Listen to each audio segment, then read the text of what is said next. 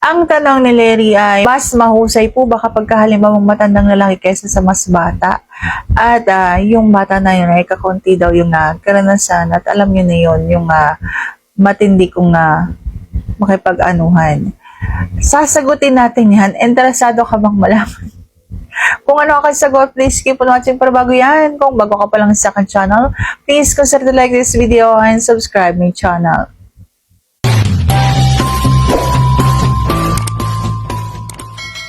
Alam nyo, pag sinagot ko to, sasabihin nyo naman, ay, nakarami na yan, nakabata na yan, tapos nakamatanda na yan. Sasagutin lang natin to base sa aking nalalaman, okay?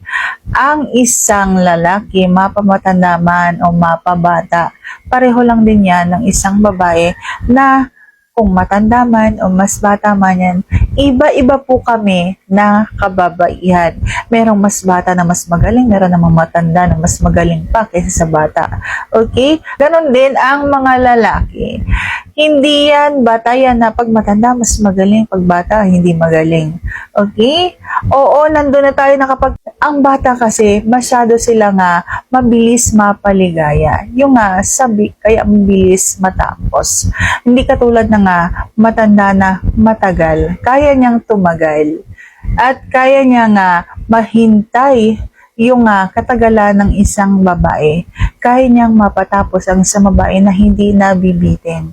Ganon po kasi. Pero, may bata din naman po na kaya niyang mahintay ang isang babae. Oo, mabilis siya na makaramdam ng kasiyahan at mabilis siyang makarating dun sa dulo. Ang mga medyo bata pa kasi ay hindi pagurin. Sabihin na lang natin na ang mas nakakatanda ay mas matagal matapos. Kaya nakakarating sa kanyang hangganan ang isang babae. At hanggang dito na lamang ang aking vlog na ito. Kung nagustuhan mo, please consider to like this video. Share this video para mas marami pang makapanood.